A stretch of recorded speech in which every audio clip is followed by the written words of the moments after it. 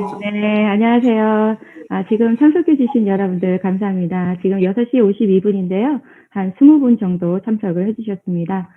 저희가 7시 정각에 시작을 할 건데, 지금 먼저 양해 말씀드리는 것은 우리 후보자님들이 지금 working around the clock 하고 있어요. 그래서 7시 반에 7시 반에 컨퍼런스 콜이 갑자기 잡혔어요. 그래서 오늘 아침에 저한테 연락이 와갖고 스케줄을 좀 조정을 했거든요. 그래서 원래는 존 아사프 후보를 먼저 모셔서 15분 동안 개인 타임 슬롯을 드렸었는데, 이분이 또 컨퍼런스 콜을 레버런 월락 후보하고 같이 참여해야 되는 컨퍼런스 콜이 있어서 두 분을 동시에 저희가 모시고 같이 이렇게 진행을 할 겁니다. 그래서 한 질문을 드리고 두 분이 한 분씩 이렇게 대답하는 이런 포맷으로 하게 될 거예요. 그래서 미리 양해 말씀드립니다.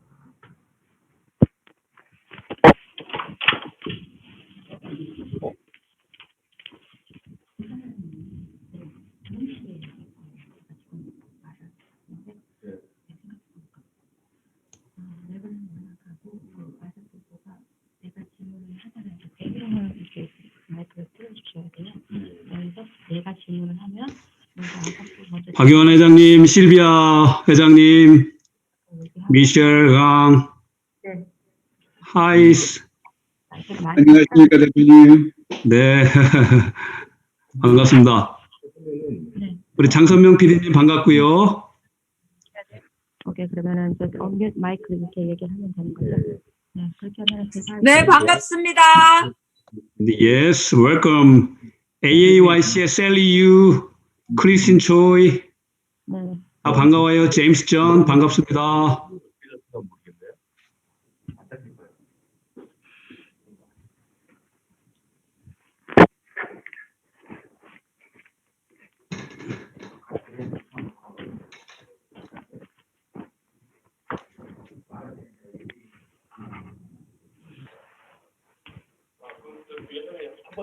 이윤희 회장님 반갑습니다.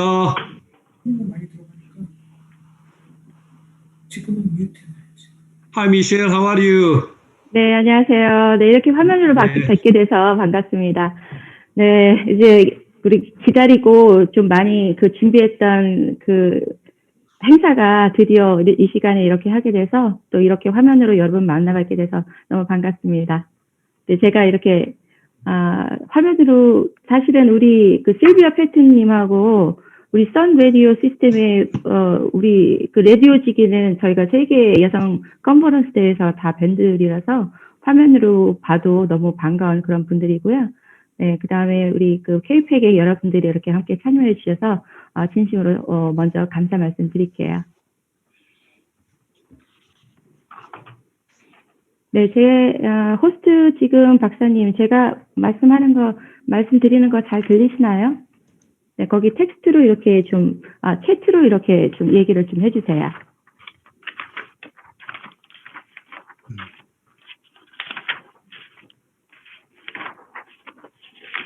Cam, I know you are there. I saw your name. So it's Hey, Michelle, I'm 6:56. here. Yeah, I saw you there. So it's 6:56. We're going to start at 7 o'clock sharp, right? That's the plan. All right, let's keep the plan. Let's stick to the plan. Yes, we need to try and stick on time. I know. Yeah, I pinged John already. So, He's here? well, he's not here yet, but Okay. If you can text him directly, I just ask him to unmute himself. We can mute the audience, but the person who speaks need to unmute himself, unmute oneself. okay.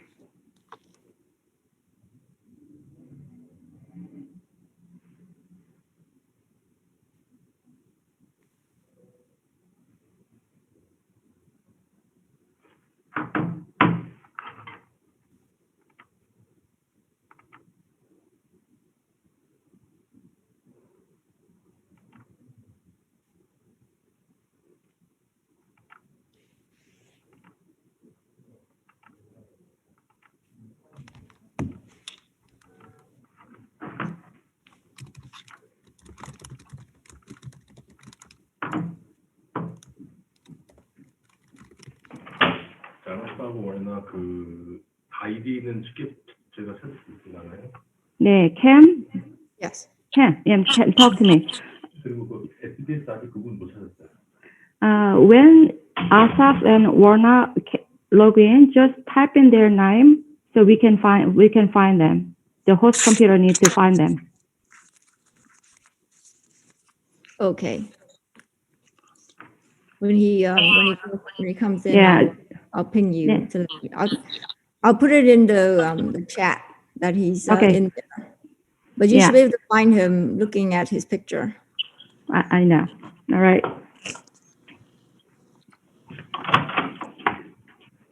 샌프란시스코 최하숙 작가님 반갑습니다. SBS How are you? 예, 안녕하세요. Okay, hi 조팩. 조팩 고모님, 박동훈 보좌관님. Welcome. 실비아 페런 고모님 반갑고요. 예, 뭐 얼굴은 아는데 네. 잠깐만요. 이 나머지 Hi Brian Her. How are you? I'm good. Hi. Good. 제가 지금 문자를 할게요. 그럼 원혜경 이사님 반갑습니다. 네, 반갑습니다. Yes, welcome. Hi Sam Park. How are you? Good to see you again. 안녕하세요. Hello, Sam. There's a change. I already told you that there's a schedule change. Then Jon and Reverend Warnock need to leave by 7:20. So you will be like time will be going 10 minutes. Like you may speak 10 minutes earlier than the schedule. So just stay there. Okay. Thank you very much. I'll be here All all right. night. Just let me know. All right. Thank you very much for your patience.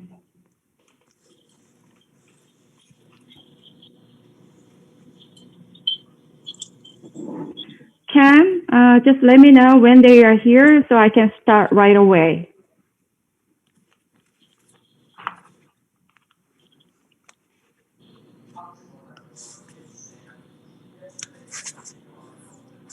He's coming on soon. Okay. Just give me the cue.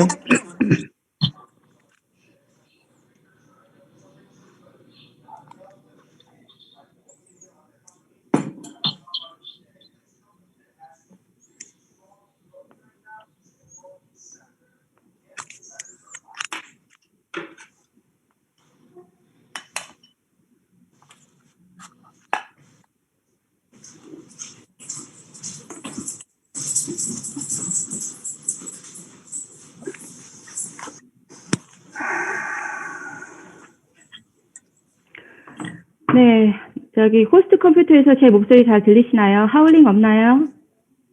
네, 감사합니다. 네, 지금 저희 후보님들 존 아사프 후보하고 Reverend Raphael Warnock 후보가 입장을 하는 대로 저희가 곧바로 시작을 하겠습니다.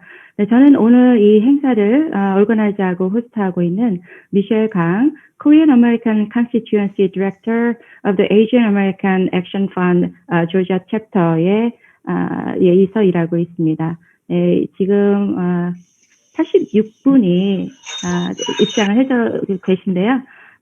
우리 그 K-PAC 또 캐드나 또 청년분들 다 이렇게 함께 해주셔서 너무 감사드리고 또 제가 마지막에 그 acknowledgement으로 참석하신 그 단체의 이름을 좀 이렇게 멘션을 해드리는 거가 예의인 것 같아서 그렇게 하도록 하겠습니다. 앞으로 이게 사실은 그 귀한 시간이신데 네, 이렇게 해주셔서, 네, Asian American Youth Council도 반드시 잊지 않고 말씀을 드리도록 하겠습니다. 네, 감사합니다.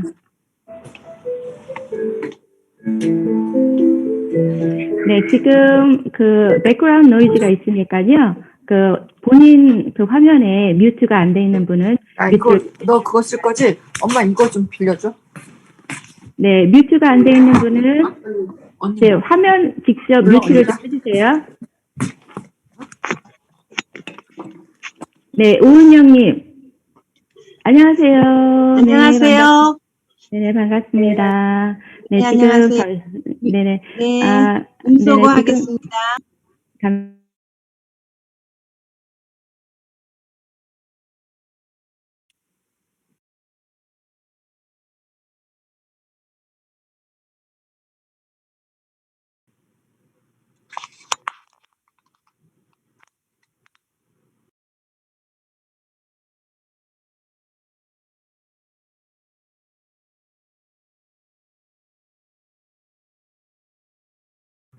아니, 잠깐만. 내 얼굴이 어디 있어? Michelle, John is on. Okay. 마이크 시험 중. All right. What about Reverend Warnock? Is he here? He's not on yet, I don't believe. So you can just start with Okay. John. Just give me a minute. 화면이 안 보여. 내가 안 보여. 아니, 그러니까 내가 안 보이니까 내가 어떻게 하는지 모르겠어. 왜 안 보이지? Okay. Good evening and welcome. I'm Michelle Kang, the Korean American Constituency Director of the Asian American Action Fund, Georgia Chapter. Thank you. We welcome participants from across Georgia and the country. This meeting will also be streamed live through YouTube. We have invited the Georgia Senator candidates from the Democratic Party to hear from them. Mr. Jon Ossoff is here, and we'd like to hear from him. Welcome, Mr. Jon Ossoff. Thank you so much, Michelle. Great to be here. Thank you very much. Can you introduce yourself to today's viewers with your background and why you are running for the U.S. Senate? Of course. And first, let me thank you, Michelle, and thank the Asian American Action Fund for your hospitality and for convening this event. I also want to thank Congressman Meeks, the chair of the House Foreign Affairs Committee, who I understand is with us, as well as Representatives Suozzi, Kim, and my dear friend, member of Georgia's General Assembly, State Representative Sam Park, who I see in the lower left corner of my second page on Zoom here. Sam, good to see you. Thank you for your support and thanks for all that you do. Thank you all for taking some time to hear from candidates for office. It's an honor to be here, and I hope humbly to earn your support. A bit of background of my story, and I'll relate it to my vision for representation of our state in the following way. My mother is an immigrant. My mother came to this country when she was 23 years old, alone as a young woman, which takes a lot of courage to uproot one's life and move to the other side of the world, pursuing a life in a new land. And my mother came to this country because she believed in the ideas and the ideals represented by the United States of America. Now, to be very clear, that doesn't mean that she indulged some sort of fantasy about American history. That doesn't mean that she didn't recognize how much further our country had to go. But she came here because she believed that America's democratic system was the basis for our republic's evolution, for the journey that our country was on and is on toward full realization of its founding ideals. Those founding ideals are equality in God's eyes and equal justice under the law. She came here because she believed in that project. She believed this was a land of opportunity where a young immigrant woman working hard could build a life. And she became an entrepreneur and a successful entrepreneur. And she became an activist, and she marched for the Equal Rights Amendment in the 1970s. And eventually she became a U.S. citizen because she recognized that the ballot box is where we demand that progress and hold our leaders accountable. And one of the reasons that I entered the political arena in the last few years was because I believed that the values represented by our outgoing president were an attack on that idea of this country, of America as an open and tolerant society, America as a society defined by our commitment to the idea that anybody can get ahead, no matter where they come from. And now that Donald Trump is leaving, we have the opportunity as Georgians to write the next chapter in our history. There have never been two Senate elections of greater importance than these, because these two Senate elections will determine control of the United States Senate. We will either have years of gridlock, partisan obstruction, paralysis, cynicism, and division, or we can have a productive Congress that enacts legislation in the interests of the public. that expands opportunity and support for small businesses, that invests in upgrading our public schools, that expands the Pell Grant program so that a 4-year college degree from a public college doesn't require young people in this country to take on the burden of debt. We can invest in infrastructure and clean energy, transit and transportation. The United States has such national wealth that we should have the world's finest infrastructure, the world's best schools, the world's best clinics and hospitals. We can achieve those things, and it'll improve our quality of life, make us a better place to do business, make us a better place to live. But in order to enact legislation to accomplish those goals, we have to win these 2 races. And we also have to win these 2 races to send a message that the bigotry and racism and fear-mongering and scapegoating of immigrants represented by the outgoing president and his seats does not reflect Georgia's values. So I humbly ask for your support in this upcoming election, and I ask for more than your support if you're willing. I ask you to help take some responsibility for getting out the vote, activating everybody in our communities. Asian American voters were decisive in winning Georgia for President-elect Biden. The Asian American community in Georgia, this is not an exaggeration. The Asian American community in Georgia has the power to determine control of the United States Senate. And that's an extraordinary thing. And I hope to work alongside you to win these races. I look forward to representing you in the U.S. Senate, and I will look forward to coming back right here to answer questions, to discuss my record legislatively, and to discuss the issues. Thank you so much. Thank you very much for your answer. So your campaign motto is health, jobs, and justice. Why are these issues important to Georgians, and how do you plan to act on this issue? Health, jobs, and justice. I think that we need to demystify politics. What I mean by that is this. Actually, what we need to achieve is obvious and straightforward. We have to solve the health crisis in this country. And that's not just this COVID-19 pandemic, it's the underlying health crisis. Insurance and prescriptions are too expensive. 2 million Georgians lack any health insurance at all. We've lost 9 hospitals in Georgia in 10 years. Half of our counties have no OBGYN doctor. And as a result, people suffer and die unnecessarily. I believe that the wealthiest country in the world should ensure that every one of its citizens has great health care, and that lack of wealth or the zip code that one lives in should not be a barrier to accessing healthcare services. When I talk about jobs, health, jobs, and justice, we need an infrastructure and economic recovery plan that will let us do these things like upgrading our public schools, transit and transportation, our airports, our rail systems, expanding broadband internet access, building those health clinics to serve every community. And we can create tens of thousands of jobs here in Georgia. We can expand demand for goods and services produced by Georgia's small businesses and create more economic opportunity for every community in this state. And finally, justice, health, jobs, and justice. The 14th Amendment of our Constitution already guarantees equal protection under the law, but that's not the reality in America today. There is widespread race and class bias in our justice system.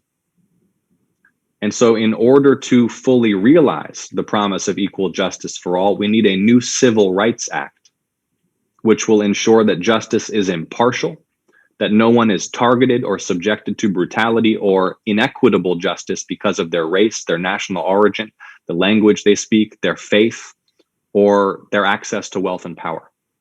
Thank you very much for your answer. Reverend Raphael Warnock is here. Hello. Hello there. Good to be here with you. Hi, John. Welcome, welcome. You made it. Thank you very much for being here with us tonight. So just tell us your background and why you are running for the Senate office. Thank you so very much. I'm deeply honored to be here with you and to be with you here in such a defining moment in American history. and with Georgia at the center of that conversation about the direction of this country. I am Reverend Raphael Warnock. I'm a child of Georgia.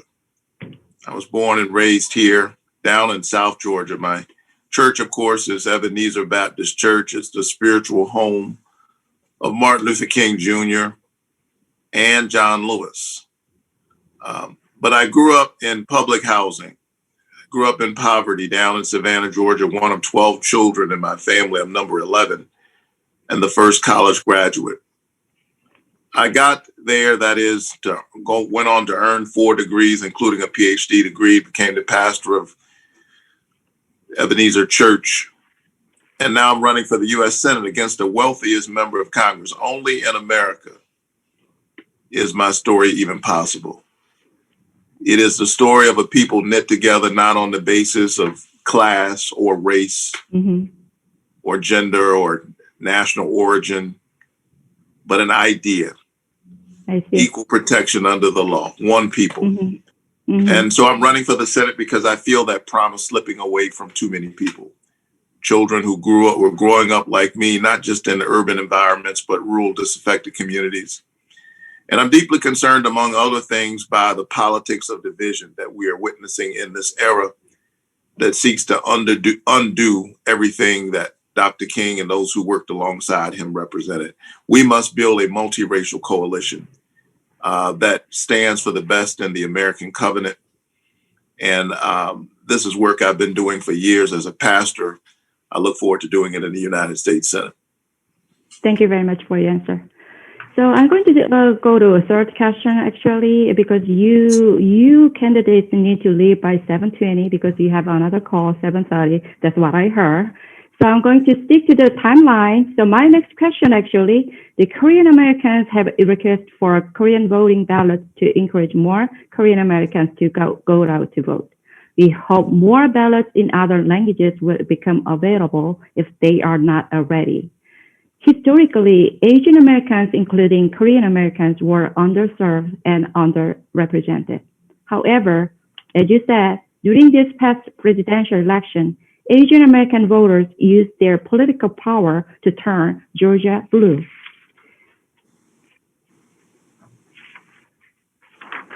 So, Mr. Ossoff, if you are elected to be our next U.S. Senator, what will you do to protect every Asian American right to vote, and how will you encourage them to participate in our democracy? Thank you so much, Michelle, for the question. And I will defend every American citizen's right to vote with everything that I have. I will never compromise in the defense of voting rights. And this is why we need a new Voting Rights Act in this country to end voter suppression, to prevent... I'm sorry, just background noise. Go ahead. No problem, John, Michelle. Go to ahead. end voter suppression and to ensure that every citizen has access to the sacred franchise for which so many bled and died. The expansion of suffrage in the United States to those who do not own land, to women, to those whose race is not white, has been a movement that's taken centuries and a movement for which many have died. And many have sacrificed immensely, and many have suffered. And that's why it's so disgraceful when public officials abuse their authority to disenfranchise their own constituents. It's a betrayal of the basic principles of our democracy. In 2013, the Supreme Court decision Shelby County v. Holder eviscerated the Voting Rights Act, striking down Section 4, and that is why states like Georgia no longer have to pre-clear changes to voting procedure with the Department of Justice. We need a new Voting Rights Act, which will not just restore but strengthen the Voting Rights Act and guarantee that every community, every U.S. citizen can access the ballot in the language with which they are most comfortable. And will also prevent the kinds of exact match laws which are abused to disenfranchise Asian Americans in particular here in Georgia, because the Anglicization of a name whose origin is in a script other than English means that some forms of ID can have varying spellings of immigrant names. And these exact match laws are used to discard ballots cast by eligible voters capriciously and maliciously, disenfranchising immigrant communities. That's right. Thank you very much for your answer. And your turn, Reverend Warnock, how would you protect Asian Americans' right to vote, and how will you encourage minorities to vote in elections? Yes. Thank you so very much. This is an issue that I've been working on for years. I came to Georgia as the pastor of Ebenezer Baptist Church 15 years ago, almost immediately fighting for voting rights. For immigrant communities and other communities. I was here in Georgia, but I got here, as it turns out, a couple months after Hurricane Katrina hit the state. And we had Katrina evacuees displaced to some 30 different states, I believe, including Georgia. And months after that happened, these folks had lost everything. And then the state of Louisiana decided to have a municipal election in the spring. And they made little to no provisions to the folks in there who had been displaced, actually to some 40 states. And most of them would have needed to go back in person, folks who had lost everything, in order to vote. And that is a barrier. That was a form of voter suppression. And I was the new pastor of the church. I'd barely unpacked. The irony was, in this moment, our country, under the leadership of its president at the time, was boasting about the fact that it was taking democracy back to Iraq. I said, well, if democracy is good for Iraq, heck, we ought to try it in Louisiana. And so we organized something called the Freedom Caravan, and my church literally took scores of Katrina evacuees back to New Orleans just so they could vote.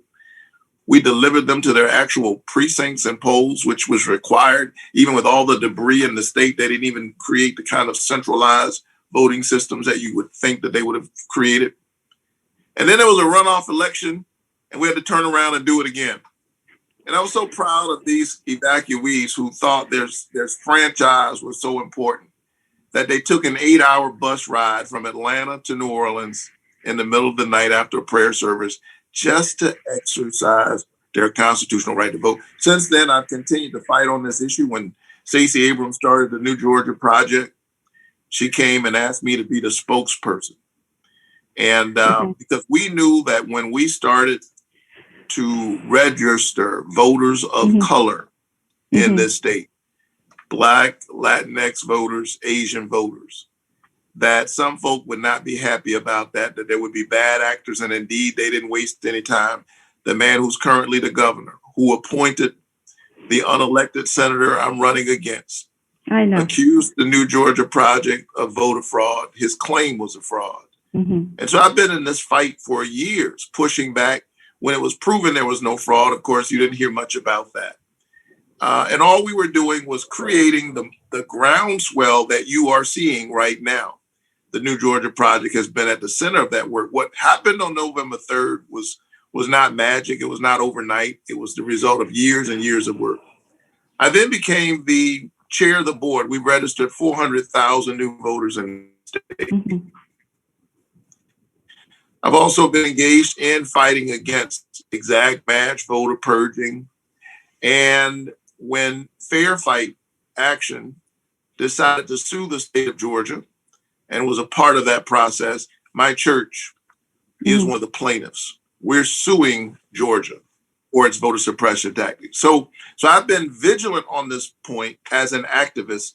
I will be even more vigilant as a United States Senator to make sure we pass the voting rights law named in honor of my parishioner, John Lewis, and that we go beyond that and make voting easier, that there are no barriers, whether that be language, geography, and all of the ways in which the voices of people are diminished. Your vote is your voice is your human dignity. And my whole career has been about standing up for people's dignity. Thank you very much for your answer. So it's 7:23. So it's time to let you candidates go. I'm so sorry. 안녕하세요. I just want to say hello to Reverend Warnock and Jon Hello. Ossoff. This is Congressman Hello. Suozzi from New Hello. York. And to all my Korean friends, 안녕 하세요. And thank you, 안녕하세요. Michelle and Min-sun, for organizing this. 감사합니다. We appreciate it very much. And this race is so important for the whole country. Both of these races are really, these two men are so important, and they're such great candidates, but this is about the whole United States of America, this race. And the Korean American community can make such a big difference here. So thank you for organizing this. 감사합니다. We appreciate it very much. Thank you. Hopefully, after this election is over, we can tell them 축하합니다. So congratulations. I love your Koreans, Mr. Congressman Suozzi. Okay, two candidates. I gotta let you know to let you leave. Thank you very much for your time, for being with us tonight, and we will see you in DC. Talk to you Thank later. you very much. Thank you so Thank much. you. Good evening. Bye bye. Thank you, Congressman. Good evening, all. Thank Good you, night. guys. Thanks, 감사합니다. Good night. Okay, thank you very much, Mr. Congressman Suozzi. I think you are the first one came in. Let me check with Mrs. Kim Min-sun. I'm gonna call her name if she's here. Just bear with me, okay? I saw her. She's here. Okay. Yes, I am here. You are here? All right. How are you?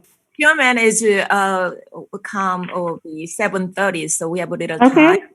All right. Okay.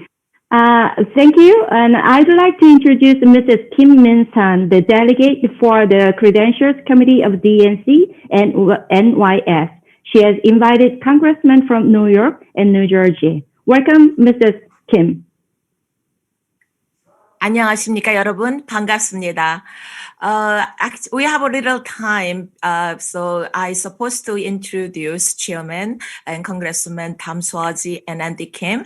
So, Michelle, what should we use this for 5 minutes till Chairman comes? I think, Let me speak now before Greg comes, and then when Greg Yeah, comes, go ahead. I'll stop. Sure.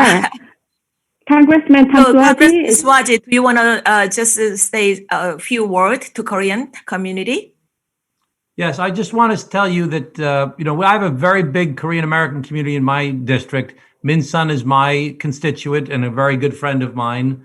And she's been so tremendously helpful to me and has made a tremendous difference in our district, not only in the world of politics, but also in helping people by delivering PPE to people, by organizing cultural events, and has really done a great job of bringing the mainstream community together with the Korean American community. Korean Americans are a very, very important part of our community. They're highly educated, they're successful, they're very dedicated to their native land and the culture, but also to their adopted land of the United States of America. I'm also an immigrant, or the child of immigrants. My father was born in Italy and came to the United States as a young boy and lived a great American dream. So I have a great affection for all immigrants that are trying to live the American dream. And I know the Korean Americans are that. We wanted to do this meeting because you can make an enormous difference in this race. Every single vote is gonna matter. And the Korean American community can make a tremendous difference, not only for these two candidates, but for President-elect Biden and for the policies going forward. We have too much division in our country right now. And it'll be so helpful if we could get the Democrats to have 50 seats in the Senate. I know that you're concerned about all the different issues we hear about on a regular basis in the country, about health care and about, big issue where I am is taxes, maybe not as big as where you are. But It is. so many big issues out there, but you also care about what's going on the Korean Peninsula. And I want you to know that even though I didn't agree with President Trump on everything, when he worked to try to help on the Korean Peninsula, I supported him in those efforts. So I know that there are many elderly people that are waiting to be reunified with family members in North Korea. And, there's not much time left for them. And it's important that we try and figure out a way to move forward.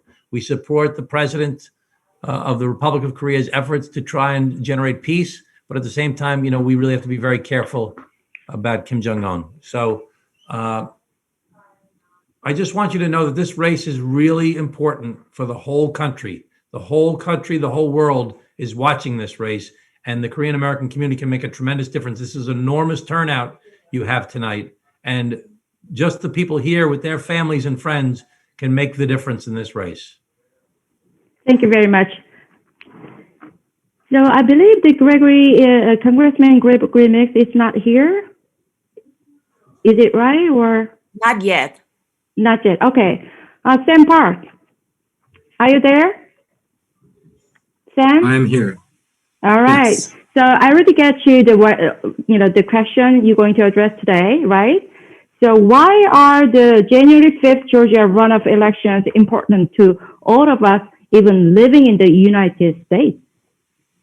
So I think, as Congressman Suozzi mentioned, the entire United States of America is watching and waiting to see what the voters of Georgia do. And we have an opportunity to once more change the course of this country. In November, we shocked the country by turning blue, in large part because of the surge in Asian American turnout.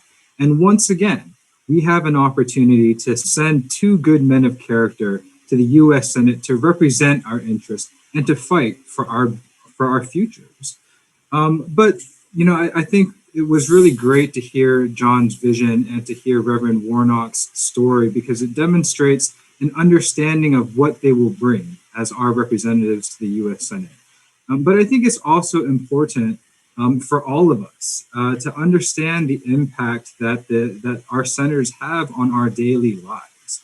And what will happen if our current senators remain where they are. As President-elect Biden has mentioned many times, we are facing 4 crises at the same time.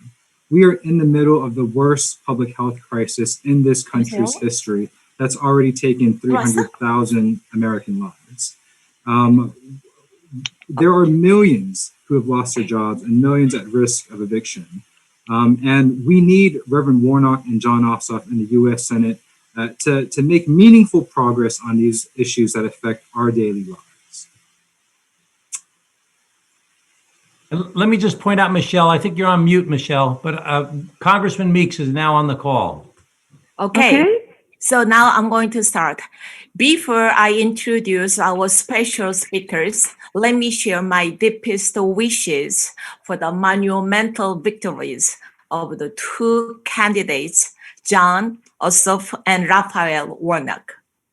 It is my big pleasure to introduce Honorable Gregory Meeks, the new chairman of the House Foreign Affairs Committee.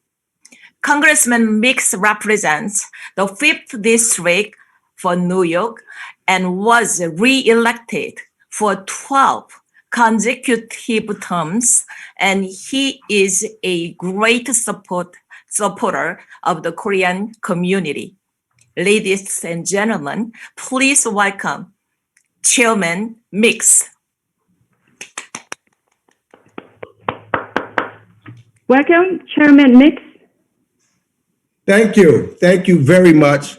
And let me thank Mansoon Kim, who is my dear, dear friend, who in New York, we work very closely with, and we talk about our communities. In fact, what we like to do is talk about, I come from Queens, New York, and I see my colleague, Tom Suozzi, who noticed that I was on. Thank you, Tom. But, as always, I was following you in another Zoom that we were on in New York. But we all wanted to get off to make sure that we were able to talk to those of you in Georgia for a number of reasons. Well, first, though, in Queens, New York, and in Long Island, New York, we call ourselves the Great Mosaic because we are the most diverse county in all of the United States of America. And we've got people that are there from all over the world. We speak over 200 languages, very different ethnicities, and we all try to come together as one, which is tremendously important. And as a result of that, we have internally and very close relationships with our good friends and allies of the United States of America, South Korea. And Min Song has been our bridge to bring us together to make sure that those issues here in the United States, but also as it pertains to back to many of yours native land in South Korea, that we are locked in as one. And that is tremendously important to me. You know, when I first came to Congress some 22 years ago, there was an individual that was my Taekwondo instructor. And he was from South Korea. Name is Jim Ray. And he was master. He was a master. He had a red belt. He did everything. He trained Bruce Lee. He trained Muhammad Ali. He did all of those things. Wow. And he wanted to make sure all the time he was thanking the people of the United States in regards to the relationship and the allies that we've had since the Korean War. And he would always lead individuals back to South Korea, particularly one individual who is my mentor, who had been in Congress for a long time, who fought in the Korean War, the Honorable Charles B. Rangel, who we were all with not too long ago, who made the journey back and forth. And I've been to South Korea several times, and I know the importance of the partnership and the relationship of our two great countries. But the reason why I'm on here tonight is because you can make a difference. You can make the determination as to who are the next two senators from the great state of Georgia. It is talking about democracy at its best. And no better way to talk about it than what just took place last night.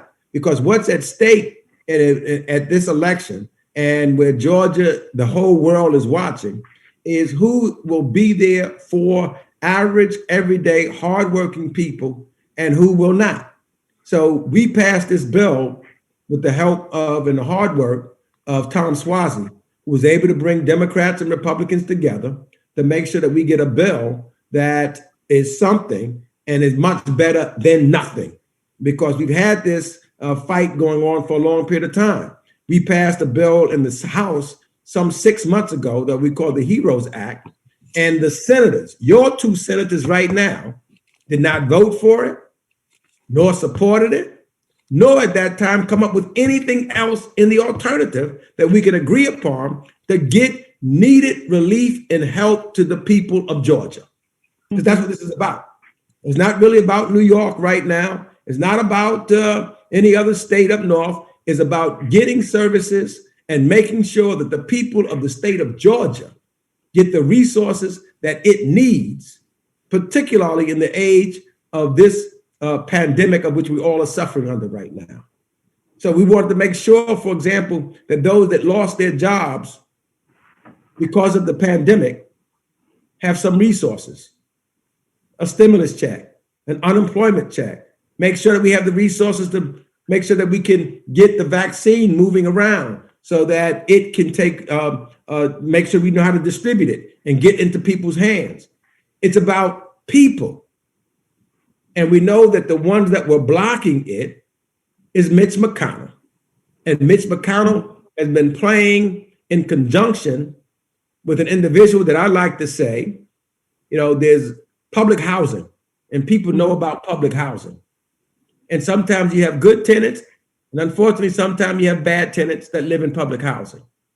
And so in this particular public housing project, this person is being evicted for bad acts. And he's evicted because on November 3rd, the people of Georgia came together and said, you're getting out of public housing. We are moving you out of 1600 Pennsylvania Avenue, and we're going to replace you with a new tenant that will be able to move the American people forward in Joe Biden. Mm-hmm. And so Joe Biden now, because of what you did in Georgia, he will need the help of having a majority in the U.S. Senate. You can do it. We see how close these votes are. Mm-hmm. If you come out to vote in great numbers and get your relatives and your friends and your neighbors and others that are in your area to vote, we will win both of the Georgia Senate seats. It will send a resounding message, first for the people of Georgia, to the benefit of the people of Georgia, but indeed all of the United States of America and around the world. There's a lot at stake. And I partake that the relationship between South Korea and the United States will grow stronger and even better with the administration of Joe Biden and the election of your two senators that will be moving along with the agenda that the president has. I close on this. Min Song said, and I am the individual who is the chairman-elect of the Foreign Affairs Committee. And it's something that I take very seriously. Mhm. And I will say how important South Korea is to me and will be to this committee. The first person that I met with, the first dignitary, the first ambassador, the first diplomat that I met with after winning the election to become the South Korean ambassador. I know how important that is. I know what's going on in the region. And I know that we've got to be able to work with one another and talk to one another to make sure that we keep peace, safe, and figure out how we bring everybody together. Because we know that's important. There's family members that others have not had the chance to see for decades. And we're running out of time. So I look forward to working with each and every one of you. Our committee will be working with each and every one of you to make sure that the relationship and the alliance that we have with South Korea will only continue to grow and get stronger. And I look forward to working. I know I'm going to work with Min Song Kim, but I look forward to working with the people of Georgia. I have some great friends that live in Georgia also. So I've made sure already that they got out to vote. And the message they said to me, if I can get all of you out to vote, we will win. So vote. If you can't go to the polls, vote by mail. Let's get it done. We're dependent upon you, Georgia. You did it once. You can do it again. Thank you so very much. And I look forward to celebrating with you on January 6th, the beginning of our 2021, as you will have delivered a Senate majority, made Chuck Schumer the majority leader, but better, send us on to a better relationship and a better world, because we will be able to get things done in the Senate because of you. Thank you. God bless you. And we really appreciate you. Thank you, Chairman. Thank you, so much. Chairman. Due to the time limit, we'll take only one question. Is there anybody have question?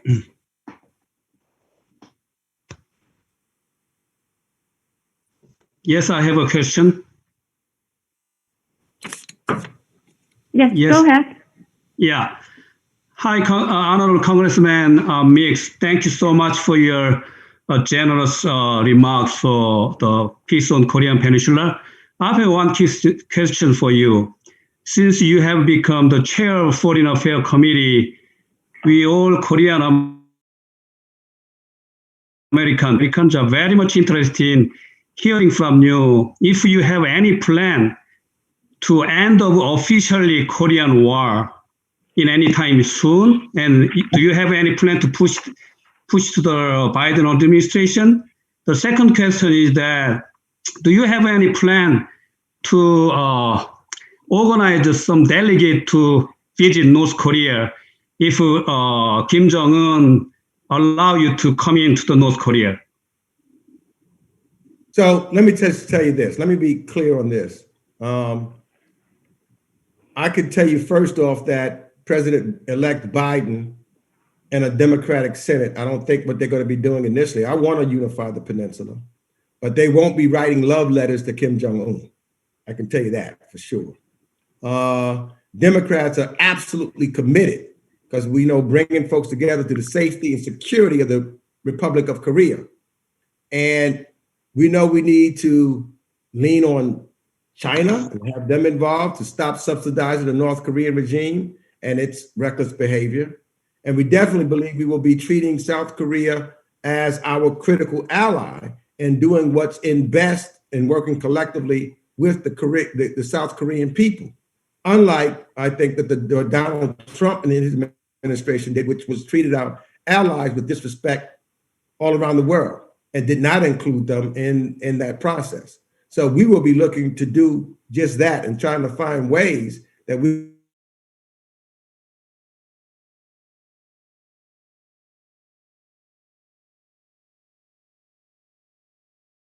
about what take place in North Korea. But this is the 70th anniversary of the Korean War. And this is where the U.S. had to intervene to aid the Republic of Korea. But it's getting late. And I know some would want to see their family members that they have not seen, in almost 70 years. And a lot of people are starting to get much older. So, but we will work with you and the people of South Korea together to try to make sure that we can bring a resolution and peace on the peninsula, but also rid ourselves of the threat and the danger that currently exists with Kim Jong-un and the development of nuclear weapons and things of that nature. So we believe in talking to our allies, but also dealing with our adversaries, but dealing with them in a way that diplomacy causes us to bring together and make a better change for all. Thank you so very much. Oh, Chairman, there is just one more question. It's a Yonhap News, Mr. Kang, reporter. He reserved this question. Could you, Mr. Kang? Thank you, Mr. Chairman, for giving me a chance of asking a question. I'm Yonhap News Agency correspondent Kang. If the Democratic Party take over the majority of the Senate, what kind of change can you expect in terms of the Korean Peninsula peace policy? I'd appreciate it if you could give us details such as U.S.-North Korea relations and U.S. Army station in ROK. Thank you. Well, let me just tell you, we're going to make sure that we work closely, as I said, with the government of South Korea, especially with reference to the military training and that takes place on a regular basis. We're going to make sure the security of the people of South Korea. We want to make sure to the degree that we can, we've had a lot of instances where we thought we were going to move forward with North Korea, and each time they broke away. But we're not going to be just, the way I think that we're going to deal with North Korea is we'll expose what's going on and we'll talk. And if they are serious about dealing with something, then we can work to make that happen. We're not going to, I don't think that you're going to see a scenario where, as in my estimation, Donald Trump just was playing a game in the sense of show and tell without really any real meaningful accomplishments or anything coming out of it. It takes real diplomacy and diplomatic conversation that will make this happen, not just a show and tell. So if one side is ready to sit down and talk, then the other side will be also, but it'll be about serious negotiations, much of which have to be talked about through diplomatic channels to try to get a real result and not just have a show and tell that took place under the Trump administration. But it's got to be working very closely and concisely with the government of South Korea, because I believe in working in multilateral relationships. It's going to take dealing with China and some of the other Asian countries in the area, working collectively together to make that happen so that we can make sure that we have a true peace on the peninsula and bring people together again. And I think that's what you'll see with Biden. He believes in multilateral relationships, and it's not just about the issues of what's best for America or America only. So that you'll see change. Thank you, Chairman. Thank you for sharing time with us tonight. Much appreciated. Thank you. Pleasure. And now, the next guest is another great supporter and friend of the Korean community who will be representing the 3rd District in New York and recently led the passing the resolution HR 809 regarding the stronger alliance between United States and Republic of Korea. Please welcome Congressman Tom Suozzi. Thank you, Min-sun. 감사합니다. As Greg was talking about, it's so important when dealing with China. China is becoming the biggest strategic adversary of the United States of America and really is trying to dominate not just your region, but the world.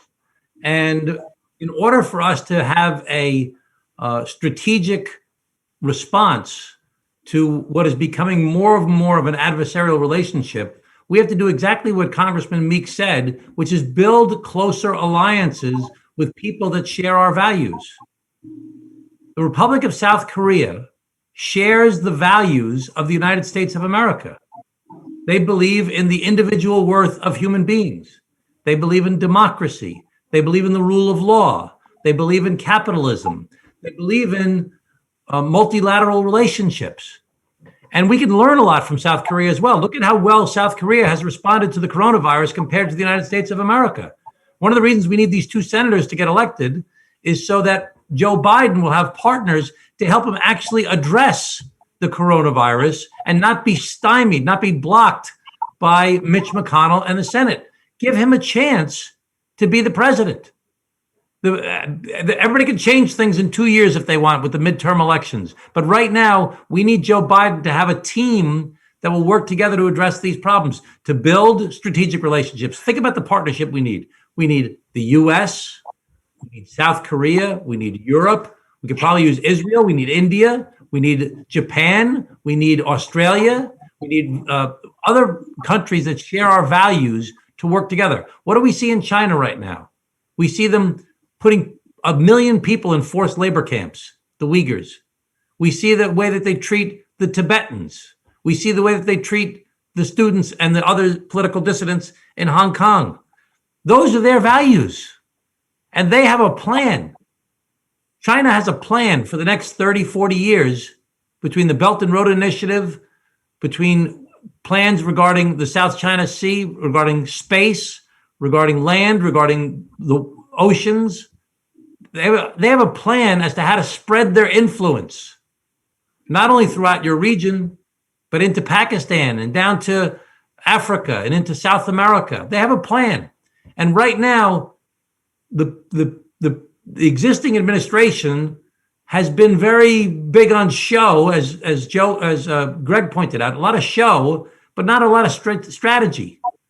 I think the reporter from Yonhap was asked me once about strategic patience. Well, we need more strategy and less patience when we're dealing with North Korea. And it's essential that we build these alliances to do that. Okay, the bottom line is this is a political call more than a governmental call. We need you to get out and vote. We need you to vote for these two Democratic senators. If you want to see Joe Biden succeed, we need you to vote for these two candidates for Senate, because don't underestimate how powerful you are as a group of people. And I'll just tell you one story. I don't know if it'll translate with the language differences. The young people will get it more clearly. It's an old story about the building of one of the great cathedrals of Europe. And there were 3 men working on the site, 3 bricklayers, 3 masons. And a man came up to the first bricklayer and he said, "What are you doing?" He says, "Well, I'm a bricklayer. I'm laying brick. I'm putting the bricks down. That's what I do." And then he came up to the second man. He's doing the same thing as the first man. He says, "What are you doing?" He says, "I'm building a wall. I'm a mason. I'm a bricklayer. That's what I do. I build walls." And he comes up to the third man. He's doing the exact same thing as the first man and the second man. He said, "What are you doing?" He said, "I am building a cathedral." Every individual thing that you do is brick by brick by brick to try and build something beautiful, to try and build the United States of America, to try and build the relationships with people that share our values, like the Republic of South Korea. Everything you do, every brick, every vote, every phone call, every friend you talk to, every neighbor you talk to, every coworker you talk to, you are changing the world to try and build something beautiful, which is a better country and a better world. Don't underestimate how powerful you are in making that difference. This is going to be a very close race, and the Korean American community can make an enormous difference. I don't know how many people are on this call tonight. Let me see. It's 154, I think it is. There is 220 Facebook streaming right now. So you could easily represent thousands and thousands of votes if you will talk to your friends, talk to your family, talk to your coworkers, talk to your neighbors, and ask them to please give Joe Biden a chance to address the coronavirus, to address the economy, to address the racial problems that we have in our country, to address climate change, to address the Korean Peninsula, to address building relationships with our allies, to countervail the strength of our strategic adversary of China and others. You can make that difference by what you do. So thank you again. 감사합니다. And I hope that I can congratulate all of you on January 6th. And as I said before, I'll tell each of you, 축하합니다. Thank you. Thank you very much. I love your Korean. So I believe that another Congressman, Andy Kim, will be scheduled on the Zoom by 8 o'clock. So I have 5 minutes talk. So I want to say that Mr. Ossoff's mother, her name is Heather Fenton, was a member of the Atlanta Comfort Women Memorial Task Force. You know, the Sonyesan in Atlanta area. So she was the one make that happen. She was the board member to establish the statue that comfort women in Atlanta. So I think that Jon Ossoff has a very close relationship with the Korean community already. So I wanted to address that. Then at this point, I want to recognize the organizations to participate in the Zoom meeting. There was a lot of support from Korean American organizations across the country. So I want to recognize them. The first one is the Korean American, sorry about that. I want to say the first one is Asian American Action Fund Georgia Chapter Team, and the Korean American Public Action Committee, and the Federation of Korean Associations USA, and Asian American Youth Council, and Korean American Democratic National Organization.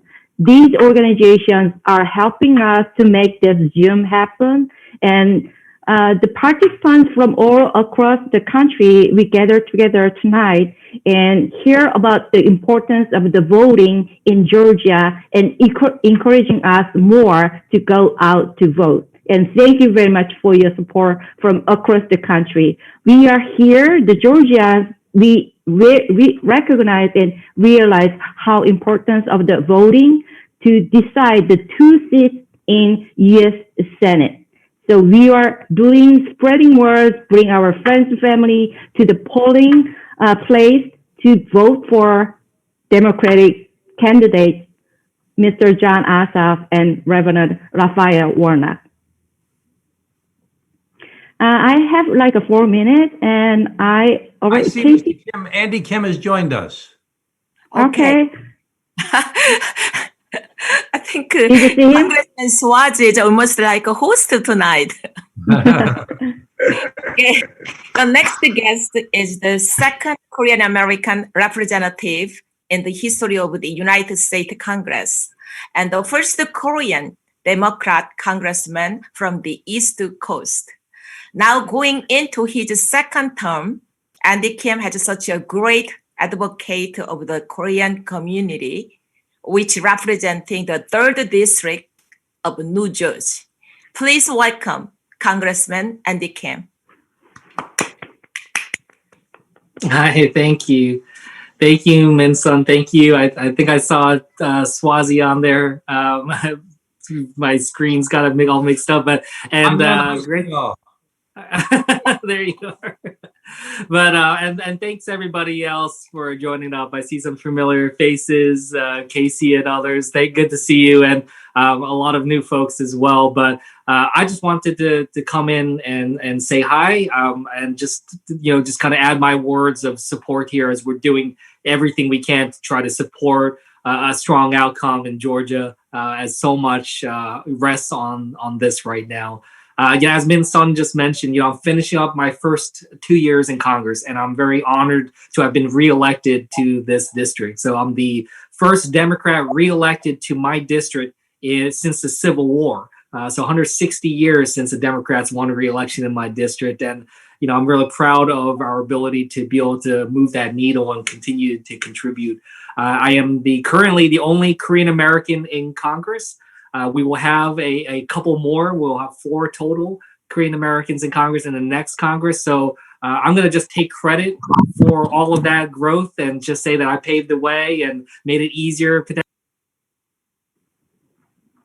I'm looking forward to be able to just continue to raise the profile of issues to Korean Americans and Asian Americans. I'm currently the youngest Asian American elected to federal office in the entire country. And I really have come to see the importance of having a voice in the room and a seat at the table when it comes to making sure we're looking out for issues that are important to our community, issues that are and perspectives that are important to that. I've had the great honor to be able to serve in government for quite some time before I joined into Congress. I was a United States diplomat. Before my time in Congress, I have really seen a lot of incredible public servants step up in so many different ways. And I always promise myself that when I come across people that have that good heart and good approach and that public service in mind, that I would help them out as much as I can, which is why I really wanted to just put in a strong word for Ossoff and Warnock and for everything that we're trying to get done in Georgia. Literally, I mean, not to put pressure, but really the outcome of that race, of these races, will literally determine the trajectory of our country, and so much is at stake. And I've seen it just up front and close over just the last couple of weeks as we've been leading up to the negotiations for the COVID relief package that we know is so important for our small businesses and for people all over this country. Those negotiations would be a lot different as we go forward into the new year if we're able to take control over the Senate, and if we're able to make sure that we have strong leaders to be able to do that type of work. So I'm just, I want to do everything that I can, and I just hope to encourage all of you to do everything that you can to make sure that we're pushing forward in the way that we need to. The issues here that we're facing face all of us, and the work that I do down in New Jersey has an impact, in Georgia has an impact, on the West Coast. The impact, the things that are happening in Georgia have an impact on what it is that we want to see done in New Jersey and elsewhere. So we're all in this together, especially during the pandemic. Now more than ever, we recognize that we have to come together as a nation, and we need to have leadership that is going to be thinking about this in a strategic way. We are hopefully going to turn the corner with this pandemic now that we have this vaccine, and I hope we can get that out as quickly as possible so all of you and many others can be able to take it. But even as we do that, we will have a long road to recovery ahead, especially for our small businesses, for families that have been struggling, for communities that have been vulnerable. And I've seen that with my own eyes here in New Jersey and elsewhere about what it is that we're up against. So that is something that I think about when I look at what it is that we need to get done over the next 2 years. And I've had the great honor of being able to work with President-elect Biden before. I worked under him for 2 years at the White House, worked with a lot of his senior team, and they are very capable, and they're going to give a really good shot here for us to be able to pull ourselves out from this crisis. But they need partners in Congress. And me and Tom Suozzi, and I think Gregory Meeks and others that are going to be speaking, if they haven't spoke already, we're going to do everything we can to have that strong partnership from the House of Representatives. But if we're not able to have the partnership that we need in the Senate, we're just simply not going to be able to make the progress that we need to make. And we'll continue to see just significant gridlock. that I know Americans all over across the country are just sick and tired of just this gridlock and this hyperpartisanship and this knife fighting that's been going back and forth.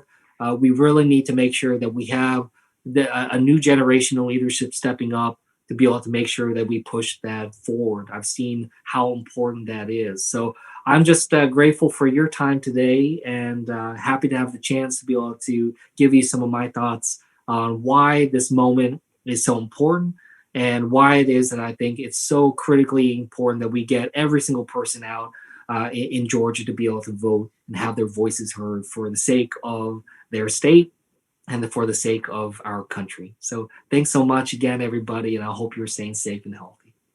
Thank you very much, Andy Kim. And we had a guest, Gregory Meeks, the chairman of the House Foreign Affairs Committee, and Andy Kim and Tom Suozzi, our friends of Korean Americans, and thank you very much for your time, for being with us here tonight. And your encouragement to Georgians to go out vote was very inspirational. And thank you very much for your time. And this will be the end of the Zoom meeting tonight. So we will let you leave. But Korean, yeah. Do you have any questions, Chris Kim? Yes. Yes, go ahead. Thank you for Tom Suozzi and Gregory Meeks and Andy Kim. I guess the main purpose of this Zoom meeting is how we are going to promote the Korean community's vote to support Democratic two senators.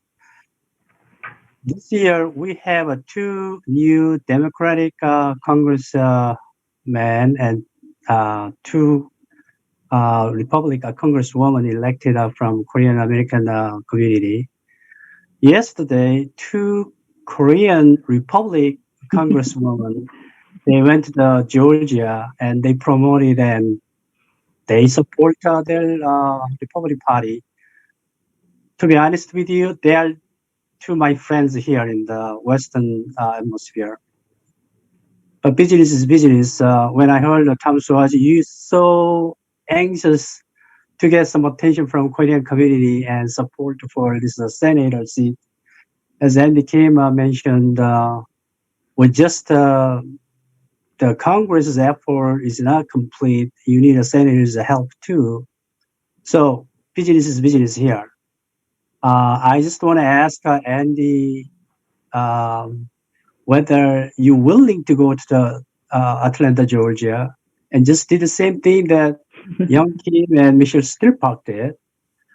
Korean community is very particular. They listen to same countrymen. And this time it was a great historical moment for Korean American immigration. There's a 4 person got elected as a congressman and congresswoman, 2 equal, 2 Democratic, 2 Republic. So I just suggest Honorable Congressman Andy Kim and Tom Suozzi and Gregory Meeks make a plan. Maybe we send Andy Kim and Madeline Strickland to the Georgia Atlanta. Do the same thing. Good. Look, I agree with you. Look, I'm happy to come on down. I made it known to the Ossoff and the Warnock campaigns that I'm happy to come down. So I'm not going to impose myself on them. I am a firm believer that that campaigns need to be able to run the operations that they want. So I'll check back in with them. But I'd love to stay in touch with you all, and if there's a way that I can come on down before Election Day, I absolutely am prepared to do so. But I know that there needs to be a way to balance to make sure that it is also an election that's clearly about Georgia, and make sure that we're not trying to necessarily nationalize this or anything like that. So if you think it's useful, I'm happy to raise that again with the campaigns and see if helpful for me to come down.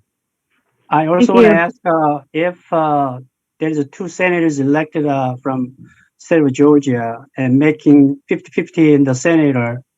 Please remember this meeting.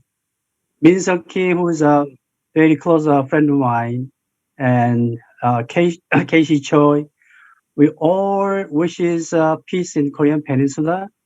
And Gregory Meeks, Honorable Chairman for Foreign Affairs, you mentioned about multilateral talks. We have some special heart. We don't support North Korea because they're good guys.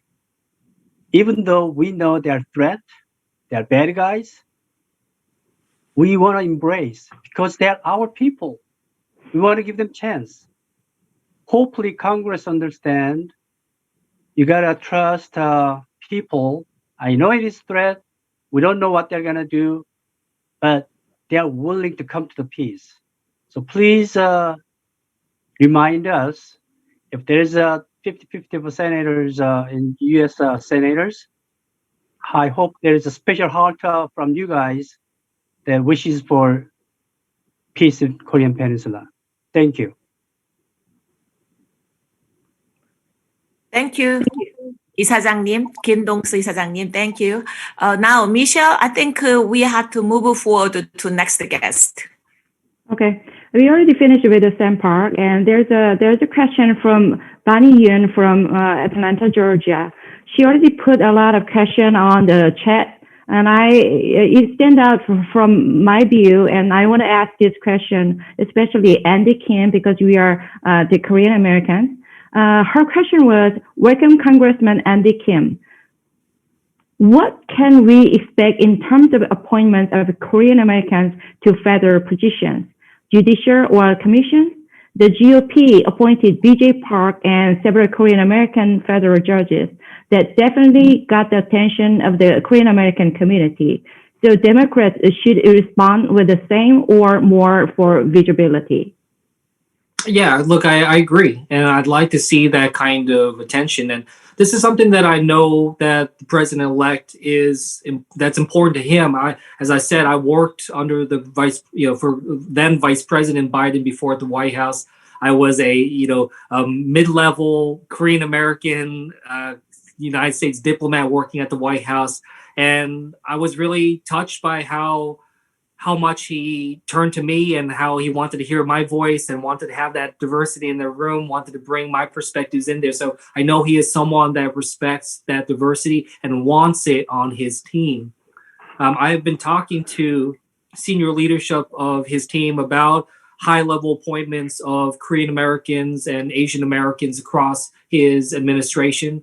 I have, for instance, been pushing forward David Kim, who's currently the Secretary of Transportation out in California, to be potentially a senior position. Maybe potentially Deputy Secretary of Transportation for the United States or roles like that. And several other Korean Americans were in talks with the Biden team about high-level appointments on that level. You're absolutely right about the judiciary being another place, and that's something that we'll definitely be drilling into and trying to move forward. But we need to make sure that we have a government in the executive branch and in the Congress that looks a lot more like the rest of America and something that is reflective of that. So you have my word that I'm going to give this everything I got in terms of trying to press for that kind of diversity that we need, but also that we deserve.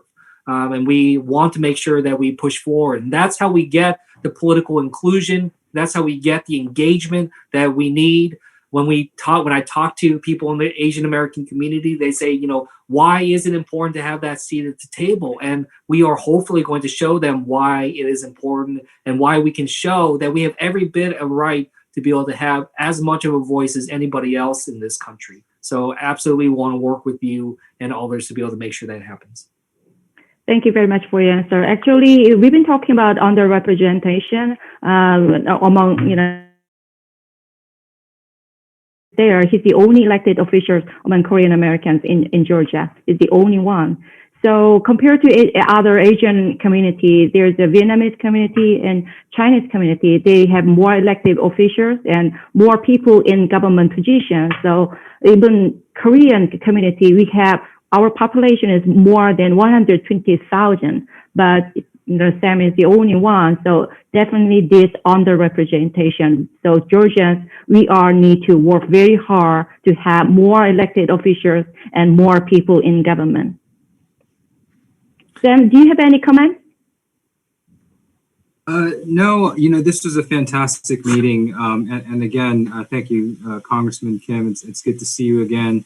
But, especially for Korean American voters, I think hopefully this is a great reminder of how important these races are and how important your vote is. The only thing I wanted to say is just a reminder that early voting is currently underway. It ends, early voting is going to be closed for the Christmas holidays and for New Year's. The last day to vote early in person is January 31st. And of course, January 5th is election day. So please, please, please make sure you vote. Lastly, you have an option to vote by mail. You can request an absentee ballot today.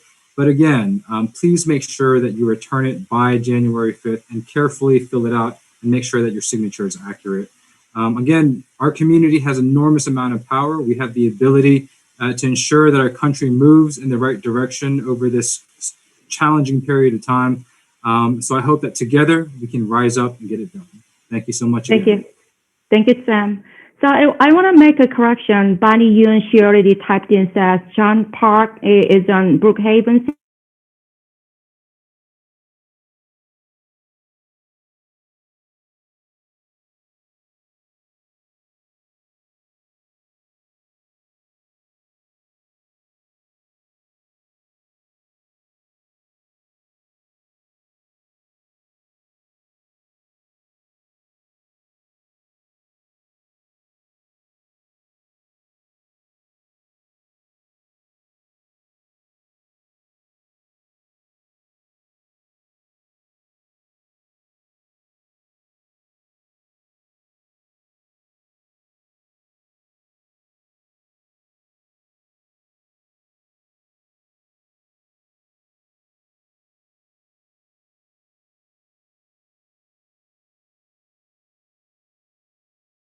The Asian American Youth Council and Korean American Democratic National Organization. This is very rare opportunity, and I appreciate everybody gathered together. If you don't mind, we can speak in Korean from now.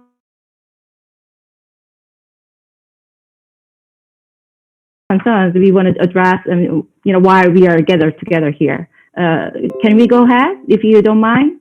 Hi, Michelle. Hi, Michelle. Before you go, since there are so many young students, next generation, I know. Yeah, which is called AAYC, Asian American Youth Council member. I think about 40, 50 members of AAYC attending right now. So why don't you give them a chance to ask a question to Honorable Congressman Andy Kim? Sure. Just turn on, just unmute your mic. Unmute yourself, and anybody come out from Asian American Youth Council. And if you have any questions addressed to Andy Kim, I'm sorry, Andy Kim, Congressman Andy Kim, because you are the only Korean American, the Congressman, Democratic Party. So you're on the spotlight. It's my honor to do so. Yeah. I'm excited to be connected with all of you. Okay, thank you very much. Anybody wants to talk from Asian American Youth Council? Hi, Brian John, the founder of AAYC. Brian, hi there. Hello. Hi. My name is Brian John, and instead of a question, I wanted to introduce our organization for those that did not know. To give you a brief update, the Asian American Youth Council is an organization I created 2 years ago during the Korean American Youth incident at Bergen County Academy's the I Hate Koreans incident. This incident led to a lot of experiences for me to work with the senators, mayors, and representatives to raise awareness in every race and culture. And I realized the bigger importance to draw a bigger picture. And with this new goal in mind, to not only represent a single ethnicity, but instead have a purpose to embrace all Asian Americans residing in the United States, the Asian American Youth Council was established. What I also wanted to add on was Mayor Mark Zinn is also in this call. Mark Zinna has actually been elected as the first Democratic mayor of Tenafly for the first time in 16 years. And within those years, the board has remained unchanged under the previous mayor's decisions. He is well known in the Korean community as he received various special congratulatory remarks to his outstanding approach for implementing and acknowledgement of the Korean culture towards the Tenafly's future education, as well as the Tenafly's Korean community. So I also wanted to give him a chance to speak during this call as well. So Mayor Mark Zinna, would you like to? Hi, Brian. Well, thank you for that introduction. Look, I'm very proud and excited to have been invited to this call. The Korean American community was instrumental, if not defining, in my election. And one of the things we've done in terms of appointments is to bring Korean Americans into the fold as a new municipal judge, council member, planning board, zoning board, in all kinds of areas, because I think it's important at every level of government that we should be inclusive and encourage diversity and actually practice what we preach by making the appointments. And I think yourself and your entire youth organization, you should be very proud of yourself and your team members for the work you do. And I applaud your work and continue it. And like I've said to you in the past, the people who show up are the ones who make the decisions. And so everyone needs to show up in Georgia to get those two gentlemen elected so we can control the United States Senate and set the destiny on the United States for the right time and right way. So keep up all the great work you do. And thanks again for having me here tonight. Thank you very much. Is there anybody who wants to say and for the last words? And then we're going to adjourn for tonight's meeting. I just have one question. Can I? Go ahead. Oh, okay. I think this is one of the most critical questions that Korean American voters in Georgia may want to hear. Okay. The issue is DREAM Act and comprehensive immigration reform. So they've been waiting for these bills passed for the past 20 years, and they don't have any status. And you know what they've been through past 4 years. So what is your and the Democratic Party's position on the DREAM Act and comprehensive immigration reform? That's my question. Yeah, I'm happy to jump in here. Well, thanks for the question. And it's so important. And I think that so often the Korean American community, the Asian American community are left out or not brought into the kind of discussion when it comes to immigration that it needs to, especially given how many Asian Americans are undocumented, how many dreamers are Asian Americans, Korean Americans. So you raise a really good point here. The position is very clear. I mean, look at the Democratic House of Representatives, including myself, Tom Suozzi, Gregory Meeks. We all voted for that DREAM Act. We all voted for an effort to be able to have the kind of clarity and the strategy that we need when it comes to comprehensive immigration reform. And this is something that we can get passed through the House, and we can do it again, but we cannot do that in the Senate unless we're able to flip these two seats in Georgia. If we do that, we can pass the DREAM Act through Congress as well and get it, to the Biden Oval Office to be able to get it signed. Beyond that, when it comes to comprehensive immigration reform, this is something that we know that there is broader agreement on, but we see people like Mitch McConnell holding it up. We've seen before that this is possible. Even just a couple years ago, 6-7 years ago, there was a comprehensive immigration reform bill that passed through the House with overwhelming majority, over 60 votes. I think it was around 68 or 69 votes in the Senate that pushed that forward.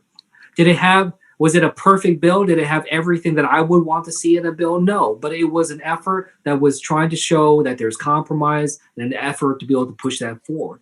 It was a Republican Speaker of the House, a Republican Congress that blocked that bill from being able to move forward to get passed and signed by then President Obama. But that was just a couple years ago. Agreement is possible. We can make sure that we can do that and be in the best chance to be able to do that if we are able to have the kind of partners in the Senate that we need to be able to do. If we are not able to do that, Mitch McConnell has made very clear that he would not support a comprehensive immigration bill effort, that would move forward for President-elect Biden to sign. So a lot is on the line, and I hope that we can push that forward in the way that we need to. Thank you very much for your answer. There's one the message on chat stand out to me, so I want to read it to everyone. We have a specific phone bank list to reach out to Korean American voters. About 13% of Korean Americans have voted thus far in Georgia, so we definitely want to do more outreach over the next 14 days. And, there's a friends and family. You might have a friends and family in Georgia, just reaching out to them and just call them and email them to encourage them to go out vote. I'm living in Atlanta, Georgia. We do everything we can do to encourage Korean Americans to go out to vote, but we need to work together because this is the collective work to have Korean Americans in Georgia go out to vote. So just do your job, and I'll do my job in Georgia.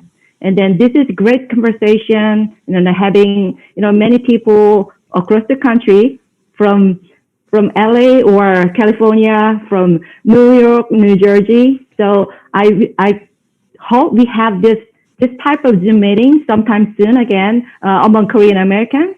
And then this was great. And then this is intergenerational. The youth group there, and then, middle-aged people here, and the older people was here too as well. And then, American people, Korean people, it was diverse, very diversified. And I'm honored to have holding this Zoom meeting tonight. So anybody have one last, remark? I just want to say one thing. There's 4 activists, immigration rights activists going to Atlanta on 29th, including me. So you're going to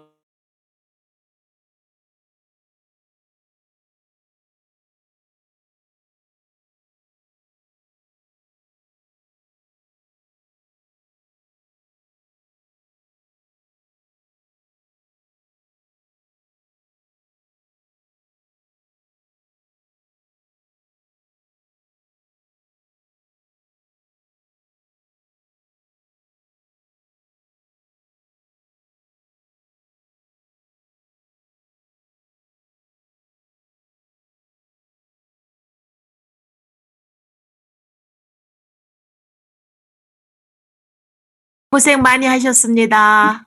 Thank you very much. Yes. 휘백의 최광철 대표님, 또 손 네. 들어보세요. 그리고 네. 우리 김동수 이사장님 어디 계세요? 나가셨어요. 네네네. 금방 나갔어, 금방. 네, 아주 청년에 우리 강승구 샌프란시스코 회장님도 계시네요. 네. 회장님. 우리 강승구 네. 반갑습니다. 네, 김민선 씨 아주 잘하셨습니다. 관장님. 아이고 감사합니다. 우리 상인 고문님도 계시고 우리 여기 반가운 얼굴들이 많이 있어요. 우리 미셸 강 씨 오늘 고생 많이 했는데 우리 why don't you give a round of applause to Michelle? 유튜브. 네. 미셸 최고예요. 감사합니다. 이렇게 화면을 통해서 여러분들 만나 뵙게 돼서 너무 반갑고요. 우리 오은영 고문이, 우리 이종명 우리 부회장님, 제가 또 세계 여성 컨퍼런스에서 다 뵀던 분들인데 만나 뵙게 돼서 반갑고, 여기 계신 모든 분들 또 다른 기회를 통해서 또 뵐 수 있을 것 같아요. 이렇게 조지아에 있는 저희 유권자들을 위해서 지원해주기 위해서 이렇게 시간 내주셔서 또 이렇게 줌 미팅 참여해 주셔서 진심으로 감사드립니다. 이런 기회를 생겼다는 거에 대해서 굉장히 성공적인 줌 미팅이었다고 생각을 하고 또 여러분들 또 만나뵐 수 있는 그런 기회를 또 바라고 있겠습니다. 감사합니다. 공공외교 아주 잘하셨습니다.